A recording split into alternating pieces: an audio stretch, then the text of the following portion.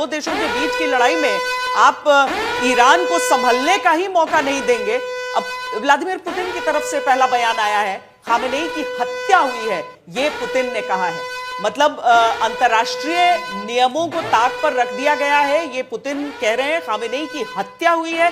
कल रूस की तरफ से इसको क्रिटिसाइज तो किया गया था जरूर अटैक को, लेकिन व्लादिमीर पुतिन की तरफ से ये कहा गया है कि अंतर्राष्ट्रीय नियमों का उल्लंघन हुआ है। वो तो साफ तौर पर अमेरिका को कटघरे में खड़ा कर रहे हैं, मानवीय नैतिकता का उल्लंघन हुआ है वो ये कह रहे हैं। तो वो अमेरिका को कटघरे में खड़ा रहने के लिए, इसका मतलब ये नहीं, क्योंकि उन्होंने ऐसा कुछ नहीं कहा है कि हम ईरान के साथ खड़े हैं।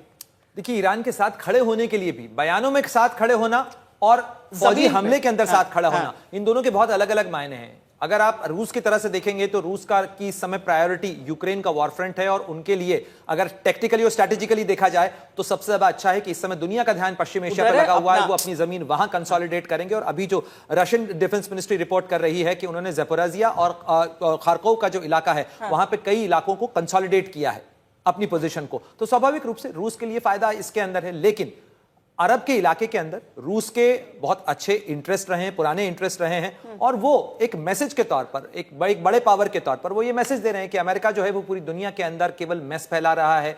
लेकिन उन्होंने इजराइल को लेकर कोई बयान नहीं दिया, क्योंकि ज्यूज की एक बड़ी आबादी रूस के अंदर भी रहती है, और उनको नेतन्याहू से कोई शिकायत भी वैसी नहीं रहती है। हाँ, वो ये डिस्टिंक्शन बना के चल रहे हैं। तो ये इंटरनेशनल पॉलिटिक्स का, सीरिया के अंदर लगातार रशियन बेसिस के ऊपर अटैक कर रहे थे, तब इजराइल ने कहा था कि आप अपने बेसिस को मत छोड़िए, टॉरस के बेसिस को मत छोड़िए, हम आपको सपोर्ट लताकिया का बेस जो था, पहली बार मुझे याद है, लेकिन ये डील भी की थी उन्होंने, बशर अल असद को वहां से निकाल के मॉस्को ले गए थे, और बशर अल असद अभी भी मॉस्को में है। और एक और बात ही आपको याद होगा कि क्रेमलिन में बहुत दिनों के बाद उनकी विक्ट्री डे परेड के अंदर कोई इजराइल का रिप्रेजेंटेटिव शामिल हुआ था, और वो शायद एक, मुझे लगता है कि गेम चेंजर था, और ये क्लोजनेस दिखाता है इजराइल की और रशियंस की। बिल्कुल। लेकिन अमेरिका को कटघरे में खड़ा करके रूस जो है वो यहां पर एक लार्जर मैसेज भी देने की कोशिश कर रहा है। लेकिन साथ में कौन खड़ा होगा इस क्राइसिस के अंदर?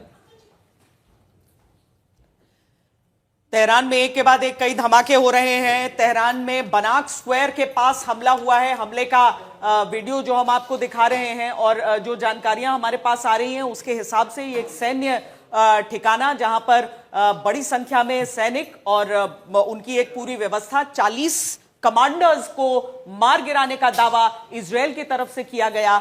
Chief of army staff Iran के मार गिराए गए हैं, ये इजराइल की तरफ से प्रेस कॉन्फ्रेंस करके बताया गया है।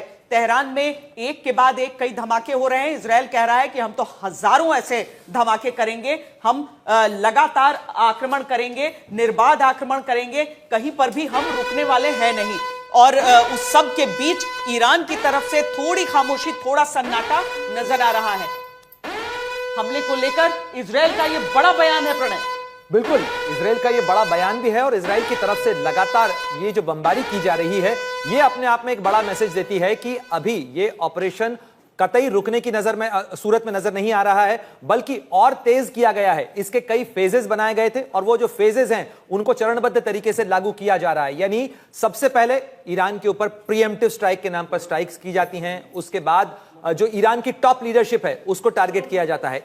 IRGC और आयतुल्ला जो है वो सुप्रीम लीडर, उनको टारगेट किया जाता है। उसके बाद मिलिट्री लीडरशिप को टारगेट किया जाता है, और उसके बाद अब जो ईरान में रिटेलिएटरी कैपेसिटी है उसको पूरी तरह से टारगेट किया जा रहा है। तो इसके कई जो फेजेस हैं, लेकिन अभी भी सबसे बड़ा और एक क्रूशल फेज जो बाकी है वो ये है कि आखिर रिजीम चेंज ईरान के अंदर कैसे करवाया जाएगा। केवल बॉम्बिंग के जरिए वो मुमकिन नहीं है। अल्टरनेटिव स्ट्रक्चर क्या होगा, कौन होगा, कैसे होगा,